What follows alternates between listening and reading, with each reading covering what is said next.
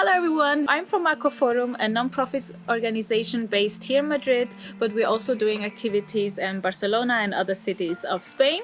And we're today here at Universidad Europea doing an activity within the Extremely EUnited project, which is a project co-funded by the European Commission.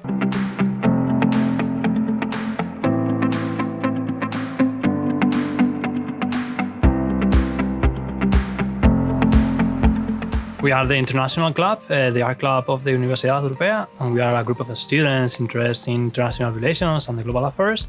And we are a platform for all the students of this university to talk and to enrich different integration of experience.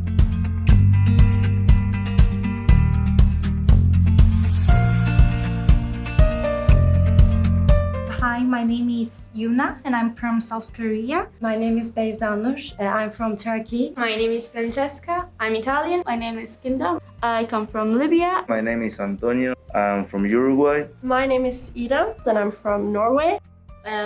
My name is Nazarene Gabriela. I'm Miriam. I'm happy to be here and participating in this project. My name is Maria Elena Martin. I'm from Venezuela. My name is Isabella. I'm really happy to be here also.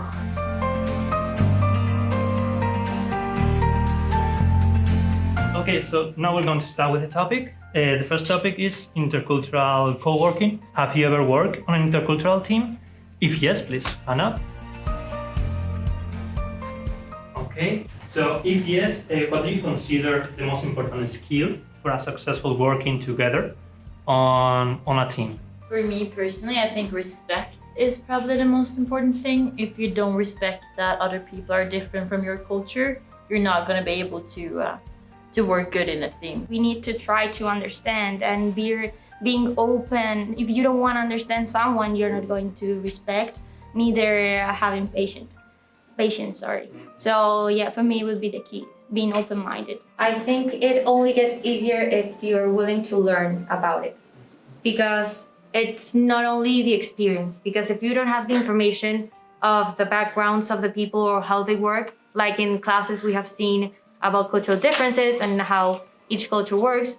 I believe that if you don't have that information beforehand, experience is not the only thing that is going to make it easier. I think if you don't learn about it, it won't get easier. For us, we learn about the things on our daily basis.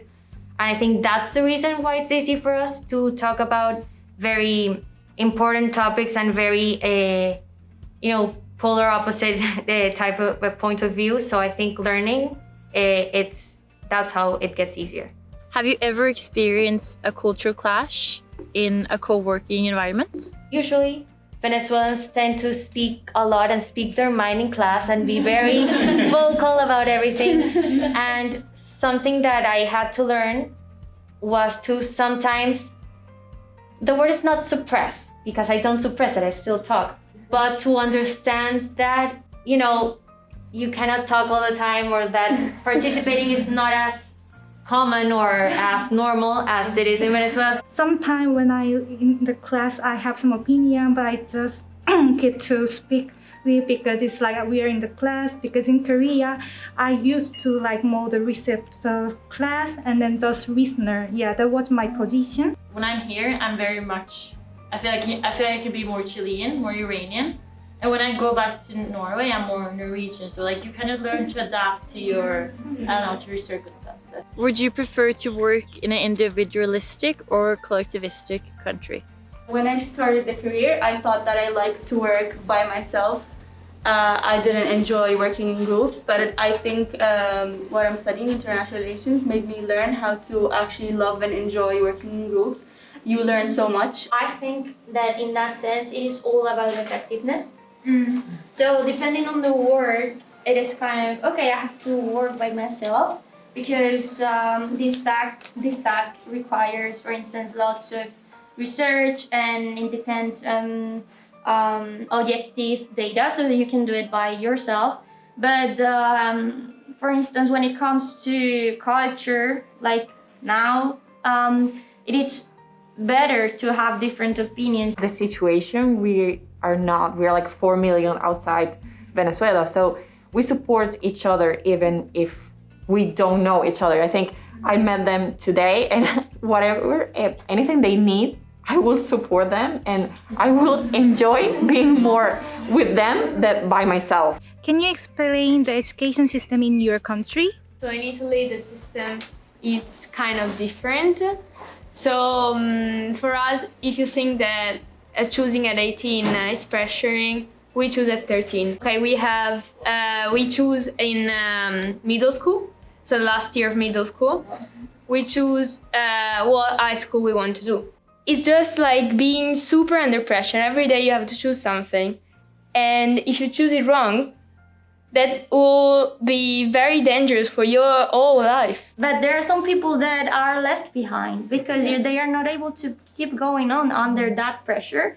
And I feel that that is something that needs to be addressed. I couldn't say that Korea has really good education system because it's really stressful, and then it's like there's nobody to ask who asks you what you want to do in your life. But for me, the thing that was the most challenging thing, I always knew I wanted to study either political sciences or international relations.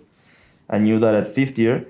But the problem I had in Uruguay is that the university, the best university that provides that careers, there's not a big amount of internationality. What's the normal path after high school in your country? But I remember when I told my family, like, I want a gap year, my mom and my dad were like, okay, that's good. But my grandparents, they were, oh, are you sure about this, Sita? Is this the right way to go? If you know what you want to do. So I worked for almost a full year and then I traveled as well. You don't have to judge people for not knowing what they're going to do at such a young age.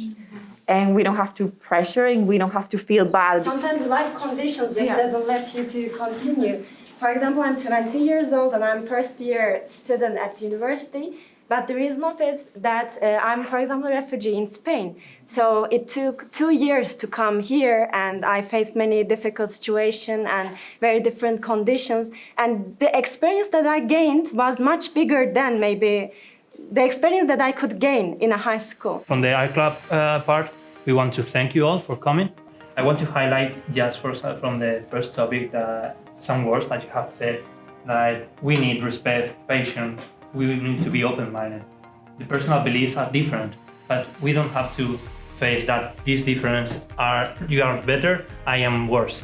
Just it's difference. We have to adapt with that. And I think this is such a great example that people from different countries, from different experience, from different education, we can meet together and we can arrange a conversation that enriches all of us.